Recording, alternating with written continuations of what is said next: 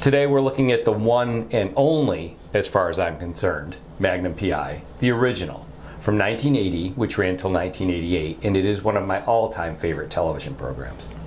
I also really like this show. One day you were sitting on the couch watching it, and I got a little bit intrigued, and so I asked you if I could watch the show, and you said yes, so I sat down with you and I watched it, and ever since that day, whenever it's on TV, if it's an episode I can watch, I will watch it. In most episodes you can watch. There's a few that sometimes I censor a little bit of what's in the episode. This is another one of those shows that was created by Glen Larson and Donald Bellisario. If you look at my youth, it's populated with programs from these two men. I think they really understood what people wanted to watch. A lot of times they borrowed ideas from movies. I think this is borrowed from Donovan's Reef in some ways, because you've got three war buddies and another man who becomes part of that brotherhood, who instead of going back to their lives after the war is over, settle on a tropical paradise and try to sort their lives out. I think there's a lot of fun in this series, but a lot of interesting ideas are explored too, because they really look into the lives of each of these characters. And even though it centers on Magnum, all the lead actors really get a chance to get their story explored. And it centers on them sometimes. Sometimes an episode will be centered on TC or Higgins or even Rick. And I really like how they did that with this series. And I really love all the characters. Me too. I like TC, Rick, Higgins just as much as I like Magnum. And I think that's one of the reasons why I like this show so much. No matter what episode, if it focuses on Rick, I will still watch it and I'll enjoy it because I like Rick. Or same thing for TC or Higgins. And most of them do focus on Magnum, but I like all of them the same. I think in large part that's because we found through watching a lot of things that you really like it when a team works together.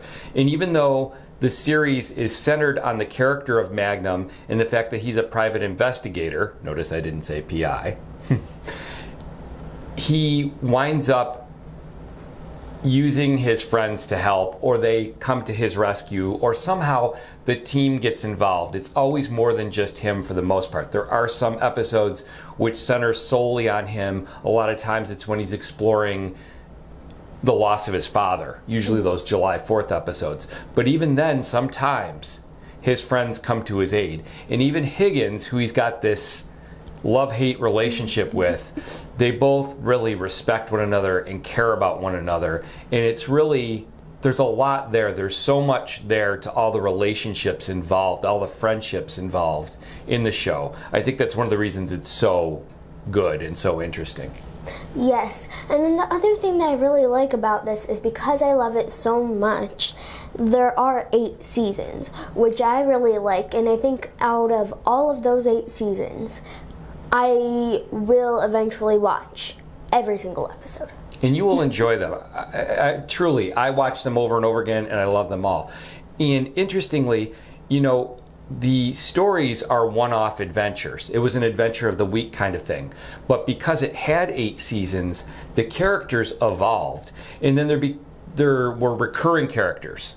People like Carol Baldwin or Ice Pick or Maggie, Buck Green. They would get brought back into the storyline because the writers would use them again. So really, the group of characters grew over the seasons, and all the characters evolved, especially Magnum. They really explored his backstory a lot. We got to find out more about him. He was married during the war. We meet his wife. It turns out, you know, he goes back and visits his mom, and we see what happened with his dad. Really, they go in depth with this, but it never gets in the way.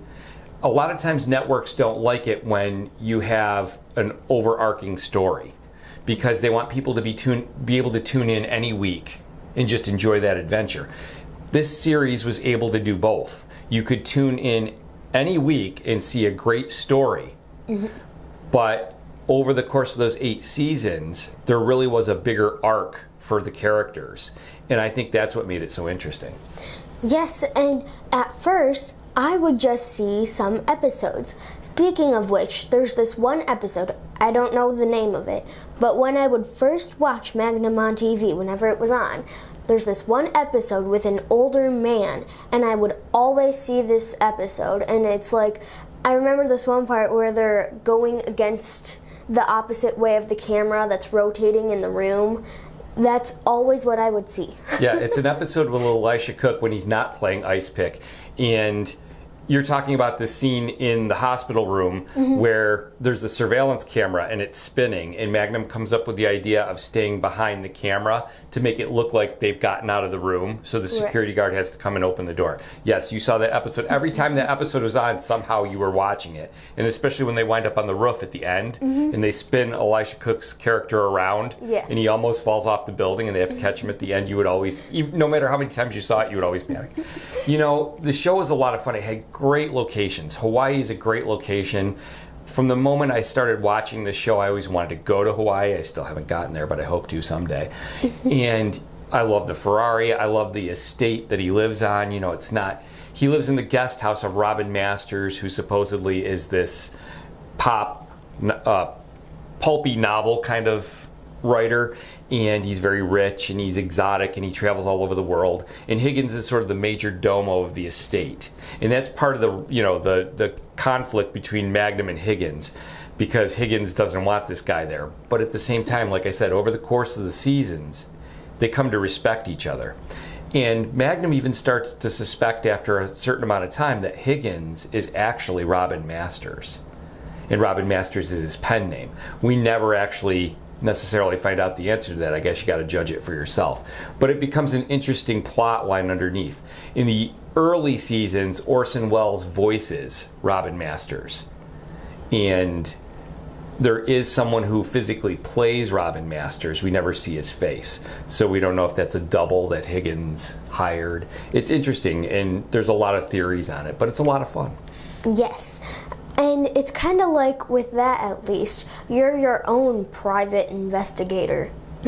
And so I do really like this series for many reasons. And we could be sitting here talking to you for a really long time if I named all of them. You know, this was a show, now Donald Bellisario and Glen Larson both used a lot of the same actors in each one of their series.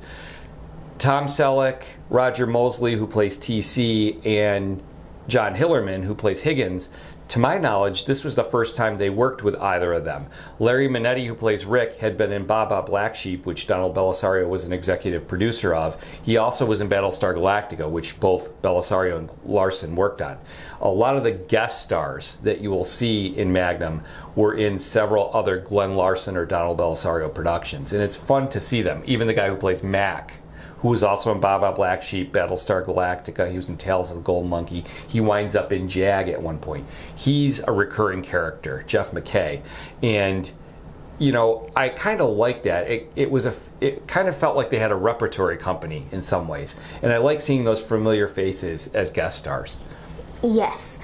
I like seeing different guest stars because no matter what the guest star is, it seems like it's a very fun adventure every time with Magnum and the guest star, and so I think that's interesting too. Yes, and when we talked about Buck Rogers, which is another Glen Larson production, the first season was very much like that. A lot of guest stars, a lot of bigger names, sometimes smaller names that were famous on TV though. And it was always fun to see what they would bring to the storyline that week. Always good quality productions. I was never let down with an episode of Magnum. Even sometimes they were trying to do backdoor pilots, I think for like Luther Gillis, or even for Erin Gray, who played Wilma Deering in Buck Rogers. There's an episode called J. Digger Doyle, which was supposed to be a backdoor pilot for her. Those episodes were still solid Magnum episodes. There were also crossovers with Murder, She Wrote and Simon, both fun. I have nothing but good things to say about this. When I look back on it, it makes me nostalgic for the 80s because it was all encompassed within the 80s. But it still holds up. Some people feel it's dated. Some people like the new Magnum. That's fine. You can like those. I feel like this is, yes, it's a product of its time, it's a time capsule, but it's still solid, good, written, scripted entertainment. And the cast was lightning in a bottle. You're never going to match that cast. Yes, for me, this series is definitely one to see, and I will forever love Magnum P.I. And my little voice is telling me to tell you that it has always been one to see for me and always will be. This is one of my top 5 series of all time. And it's such a part of my youth, I could never let it go. So great entertainment. Even if you've never seen it before, skip the new one, watch this one. Go with the original. See what I did there? Oh, Daddy.